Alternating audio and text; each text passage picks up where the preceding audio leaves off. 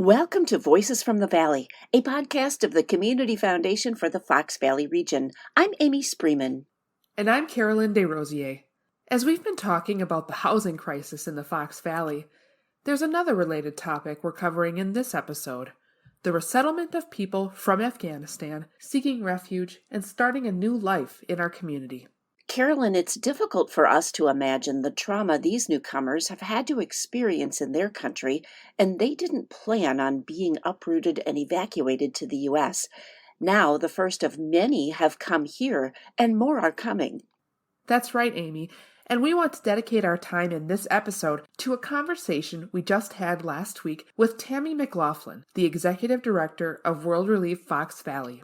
We asked her what we need to know about our newest neighbors, what they've been through, and the challenges they face as they make the Fox Valley their new home. Here's what she had to say.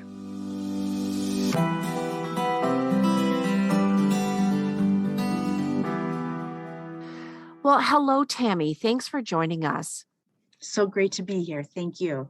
Why don't we start with the current situation as we record this conversation, Thanksgiving 2021, because we know that things change weekly, maybe even hourly. What can you tell us about the Afghan families who have already come and those who are going to be coming to the Fox Valley to resettle here? Sure. We are, as we approach the end of Thanksgiving, expecting that we will have welcomed 30 Afghans, and that's total. So we've welcomed a family of 2, a family of 3, 4, a family of 8. So all represent different makeup in terms of family size. All, I think, are very glad to be here and feeling safe and relief that they are in a place that they can begin starting a life, just starting moving forward. And we hope we have planned to have welcomed up to 200 is what we had proposed as part of this resettlement program. And are told that the military bases are anxious for people to be resettled and would like people resettled by mid-February. So we're thinking in between the end of November and mid-February to end of February, we'll have welcomed up to possibly 150 more people. Wow, that's incredible, Tami. I want to ask you about the term refugee because I'm sure most of our listeners have heard that term before and we probably think we know what it means. But can you explain what refugee status entails and how it is different from other forms of immigration? Certainly. First of all, a refugee is someone who's had to flee their country for fear of war, persecution, or violence. So many of the people who are in our country or who've come to the United States are refugees because of having been forced to flee their country. However, the status that they do enter the United States could be different. Some come with the status of refugees, and they have come through our refugee resettlement program. And that's mainly what World Relief Fox Valley is involved in. We contract with the Department of State, and it's basically a refugee resettlement contract, and it tells us exactly everything that we have to do to welcome people to our community. And what's different about the status that our Afghan newcomers are coming in as is they are refugees because basically they're having to flee their country. However, they are being evacuated out of their country because of the urgency, the chaos, the terror, and their lives are in jeopardy if they stay. So they are being admitted as a humanitarian parolee, and that is a status that is used in emergency situations. And therefore, the different statuses also define the services that are available to them, and how a refugee resettlement agency such as us would serve them. And what's happening though is the parolee status and the refugee status are beginning to look very, very similar from an agency point of view in terms of how we are serving them. In our eyes, they are people to welcome, to receive, to serve in every way that we can. We hope the community feels that way also. So whoever they are here, or whatever reason they are here, is still an opportunity for us to serve them. I think for most of our listeners to this podcast, it's hard to put ourselves in their shoes. Tammy, can you help our listeners get a feel for how jarring this would be for people to suddenly need to part with everything and everyone that they've ever known, to start a new life where they don't know the language and they don't know their way around many, many challenges? What is that like for them? Sure, Amy, and that's a great question. And I think we'll still learn from this most recent evacuation, what all of the implications are. Certainly anybody who's had to flee their country, and leave everything behind. Just think, you leave your possessions, you leave people, you leave your education, your status, everything that you've worked toward has to start over. You have to begin over when you enter a new country. However, with again the Afghan community that we're resettling now, because of the urgency that they had to flee, there wasn't any time in between, leaving your country and being set in a brand new country. We were told that before there was a bombing at Kabul and the Kabul airport, and that's when things took a quick turn, and the evacuation became much more intensified. We were told before that people were coming with possibly a couple suitcases, had a little time to prepare. After the bombing, people were coming with simply the shirts on their backs.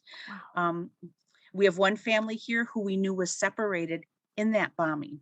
So they still have, one parent is here with a couple children, another parent with the other children are still in the airport, had to make a quick decision about what do we do.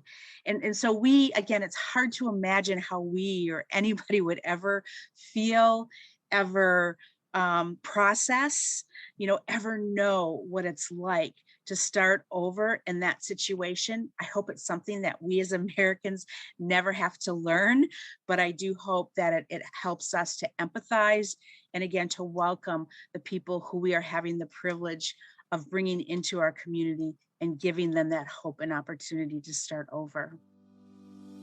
We're going to take a brief time out and be right back with our interview with Tami McLaughlin. The Community Foundation for the Fox Valley region is a great resource for making a local impact while simplifying your charitable giving through a tax-deductible charitable fund. Perhaps you're passionate about certain organizations or want to support causes such as education or pets at the animal shelter, or you're interested in addressing the greatest needs of the community. When you partner with us, we'll share our local knowledge so that you can make a difference today and always. Learn more at cffoxvalley.org.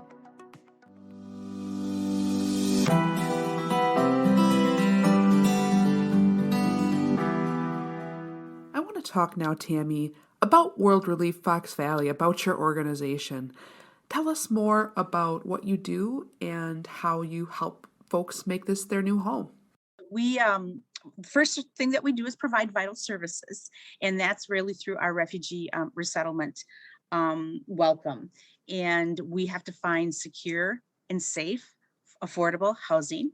We have to furnish the housing, provide a warm, welcome meal that is culturally appropriate. If it sounds like this is very descriptive, it is, because again, it's a government contract and it's very comprehensive, tells us exactly what we need to do. And we are monitored on that contract by how well we perform against that contract. And again, it's not a contract to us, it's certainly a guideline of what we need to do. We want to do more than that, more than just, what the basics are. And that's why we depend so heavily on our community members to welcome also, because they add so much to how we're able to welcome. But in addition to those first, couple days, we provide next day visits, orientations that teach people, this is American way of life, this is American culture, this is what to expect. We help people enroll in English classes for the adult learners at the technical college, the young children in schools, Appleton and Menasha School District. We connect them with a healthcare provider for initial health exams and then long-term, healthcare. So we are really, really busy in providing a lot of those services in those first 30, 60, 90 days. Most of those are so people land well, so they stabilize. And then we start working on employment and start doing employment assessments, finding out what they've done before, what their skills are, what they want to do, and then start working towards that, which is, again, a deeper anchor, in providing more skills and more assistance for people to start securing employment and start becoming self-sufficient. And then our long-term hope is really integrate well and do well and thrive versus just surviving when they're first arriving. I can empathize a little bit because my husband is an immigrant from a country that's very different from the US, different climate, different culture, different way of living. And there were so many things when he first came here that were firsts. And they were things that I sort of thought about as basic, or things that everyone should know, that I didn't realize were things that I learned as a result of living here. For example, I remember the first time that he accidentally put silverware in the microwave, and I was like, "What are you doing? You don't put silverware in the microwave?" And he was like, "Okay, how would I have known that, right?" But there's just so many moments of experience that are so different. And some of them, like silverware in the microwave, are pretty minor, but some of them are huge and really difficult to navigate when you first come here from a very different experience. And Tami, part of your work involves partnering with faith communities and community volunteers. Can you talk a little bit about that as well? Sure. World Relief is a Christian organization, and actually, there's 9 resettlement agencies. Many of them are faith-based. That's not unusual, and the government acknowledges that. World Relief's model uses a church good neighbor team, is what we call this model. Often churches have established small groups, who are already again established and can start collecting donations and have a large church support behind them. And they walk alongside a newly arriving family and again, just really, really help. Maybe with grocery shopping, teaching somebody how to use a washer and dryer, just stopping over and having communication over a cup of coffee and learning how to converse without either speaking the language. So that is a model that we use frequently, and we've really we've worked hard at that model, and actually all of our arriving families have a church to walk alongside of them. But we also have numerous volunteer opportunities also for people to get plugged in, just community members of any walk of life who want to be involved in this effort. We have transportation teams, some additional grocery shopping teams, last minute teams. Hey, if we found out somebody needs something really quick, we reach out to that team and they'll do whatever that is. Maybe it's Walmart buying a pair of winter boots because it snowed, or those types of things. So we cherish just the relationships we have with all of our community members who want to be a part of this. You talk about this being a government contract for World Relief Fox Valley, but it sounds to me, from what I'm hearing from you, that this is much more than that to you personally. That this is your great joy to serve.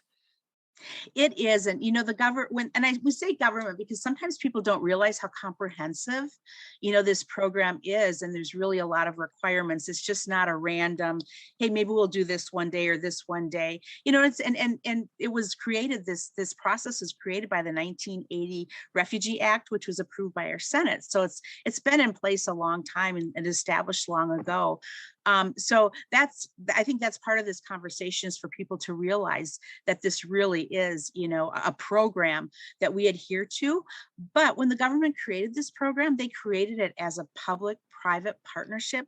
They wanted communities to collaborate around these welcome opportunities. And I think that was brilliant on behalf of our government, because it not only, welcomes people to a better place and a better community, but it changes our community, which I think is equally as important in this process, to learn what these newcomers have to offer us, to teach us, to enhance our community. So it really, it works both ways, and that's what makes it so robust and such an abundant program. I know there are a few Wisconsin communities that are kind of key in this operation. How did the Fox Valley become a place to resettle? And what other refugee groups have already made the Fox Valley their home? Sure. When a community decides, oftentimes with World Relief, it's a church, a large church community or group of churches who may reach out to World Relief and say, we're interested in this. However, ultimately, it is the government's decision. And also, we have a state refugee coordinator. The states get very involved in this also. So again, to make sure that the government knows that this is a program that will be very well supported. And they do look at the communities in that respect. And we feel so privileged to be a part of the Fox Valley community. We feel that it was such a good choice and such a good decision to be here because of the support we get from local government, community foundation, United Way, schools, and all of that is considered in terms of deciding to open a resettlement agency there. So it's, we're very thankful that World Relief is in the Fox Valley. And we are the only refugee resettlement agency in the Fox Valley. World Relief Fox Valley opened in 2012. And in the past 9 years, we have welcomed over 1,100 refugees. And currently, over 50% of our refugee population is represented by the Democratic Republic of Congo. That's been a growing population for us, and we expect that population to continue to grow. But our other 50% is just a really great, diverse community: Syrians, Iraqis, Burmese, Sudanese.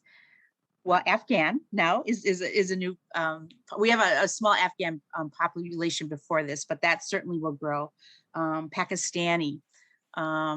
So it's a really, really diverse population and community who we've resettled. And like I said, expect to the Congolese and the Afghan with this most recent effort, those two populations to continue to grow in our community. It adds so much richness and vibrance to our community just to have folks from all over the world here in the Fox Valley. It's wonderful. So you mentioned that there are 30 Afghan individuals that have now arrived in the Fox Valley. I imagine that is quite a learning curve. How are they acclimating to life here? They are acclimating well. I think, like all refugees, the first emotion we experience is, I'm safe. And this most recent group, as we talked about, were evacuated quickly out of Kabul, flown to lily pads is what they're calling them. They're bases overseas where every person went through biographical and biometric screening. If they passed that, they went through interviewing. If they passed that, then they were flown to military bases here, one of 8 military bases in the United States, and spent a couple more weeks there. And okay, I'm safe. First of all, I know this is my new home. I can start over, and I think, the initial emotions, as always, are just, maybe those top emotions.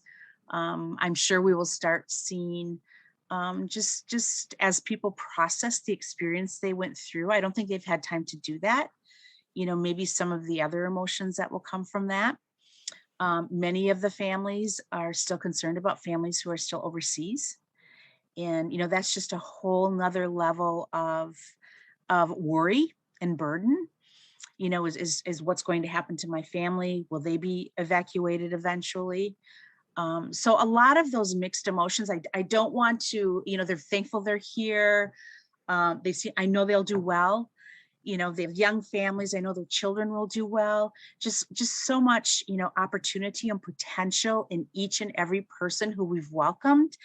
But there will be a lot to work through, and we acknowledge that, and we will learn, with them. Hopefully, we know we have great community support and providers who can assist in areas of those specific needs. And we will take it every day as it comes, and hopefully plan where we can plan ahead. But we also hold everything loosely. We've learned that throughout this experience, because things do change, and pivot when we need to, and take it day by day. I know one of the things that you do is to find housing, to find homes, whether it's temporary or to maybe look at something a little more permanent. What is the need, and how do you go about finding a place for them? Housing has been one of the biggest challenges just because of the high number, the volume that we are resettling in a short amount of time. And housing is at a premium all over the country, not only the Fox Valley right now. Every time I talk somewhere, media, reach out, landlords, if you would be willing to work with us, please let us know. So trying to develop new landlord partnerships. Obviously, landlords it's a business decision to rent to Yeah. somebody, and you want credit history, you want employment history, that type of information that we can't provide on behalf of our clients, but we are finding some landlords who are willing to work with us. And we're trying to, give them some safety net, also paying double security deposits, guaranteeing a certain amount of rent forward.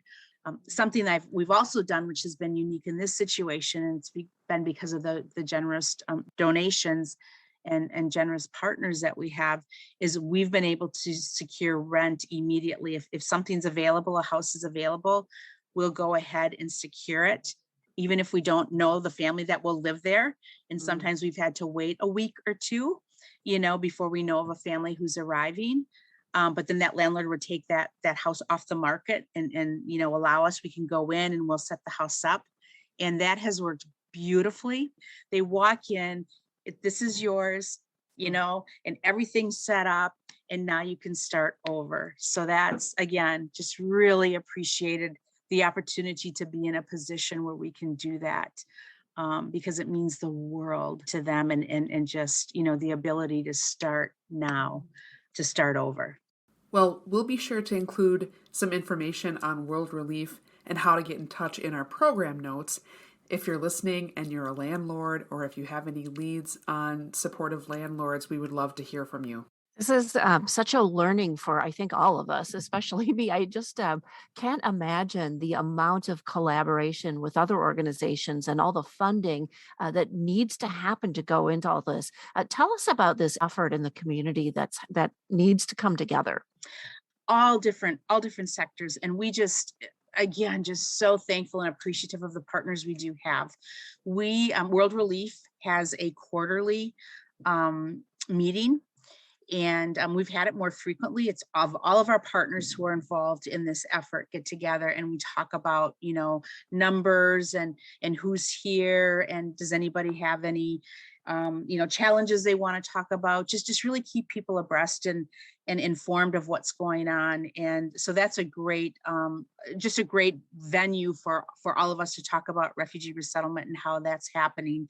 And so again, many of our partners, the benefit providers, medical providers, school systems, in addition to many more on that call. So that's one segment, kind of our collaboration as the service providers. Then we also have our partners, and in terms of volunteers and churches, and have orientations for them. We talk about culture, we talk about history of Afghanistan, we talk about, why people are here, how you can serve them, what questions not to ask, those types of things, just really prepare them well for that serve. But again, such an important sector in terms of how we provide these services. Community Foundation and our community partners and our, who provide us with some of the financial means to allow us to buy groceries before their benefits kick in, because they are all on food share when they start. So, there's all those little needs that need to be covered also. So it's just a community collaborative effort, and everybody has a part and a piece of that. And I think, when everybody starts to see the benefits of it also, and I think like the Hmong, when we look at the Hmong culture and our Hmong community members and how they've contributed to the vibrancy of our community, professionals, leaders, government, restaurants, businesses, we have that to look forward to from every community that we welcome and we receive. And again, everybody who's a part of that initial beginning reception, is going to we're all going to share the benefits together of what this, what this resettlement and this welcome experience means to us. That's really beautiful, Tami. Just how everyone is coming together and contributing in different ways.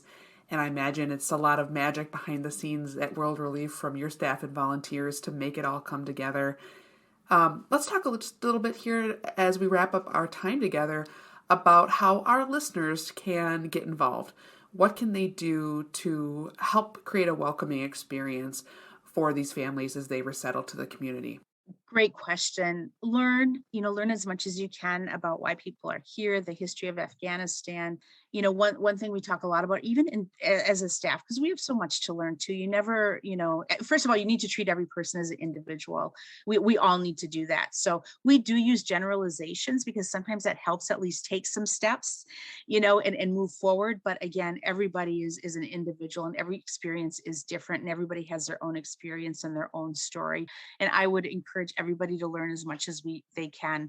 And our staff is involved with it on a daily basis, and we still have conversations. What could we have done better? What could we have learned differently? Because it's so important that we all maintain a posture of learning and receiving continually. So I would encourage that for every one of us in our community, in every situation. It's not just as, even if I have somebody who moved next door from Iowa, be friendly and learn about them and why are they here. So I think that's something that I wish we all would do.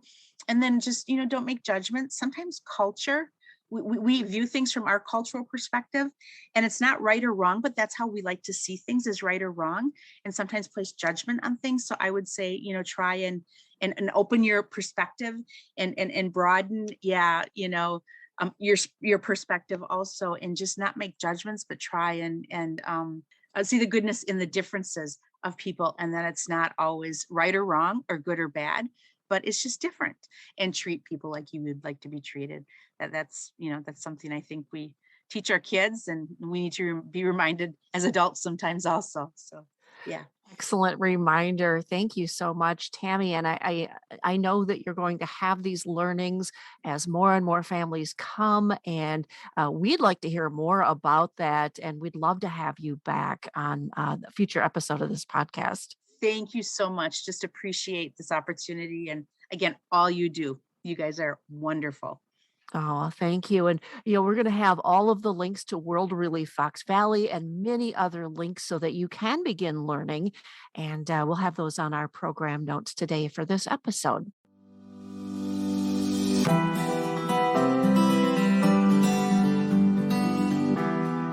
Well, that's all the time we have for this episode of Voices from the Valley. Carolyn, we're going to check back with Tami in the weeks ahead for an update. And this resettlement has got us to wondering about what we've learned from the past. That's right. It really wasn't that long ago that many Hmong families came here to our area after being forced to flee their homes. On our next episode, you'll hear from two Hmong women who know firsthand what it was like to make a new home here in the Fox Valley, and the lessons our communities learned from the Hmong resettlement. Thank you for listening, and please consider what you've heard here today and how you might get involved. Please check out our program notes for more information and links. You can subscribe to this podcast and get all of our episodes delivered to you on demand. Just go to our website, cffoxvalley.org. Look for the podcast link on our homepage, click on podcasts, and get Voices from the Valley delivered to your computer or smart device. We'll see you next time on Voices from the Valley, a podcast of the Community Foundation for the Fox Valley region.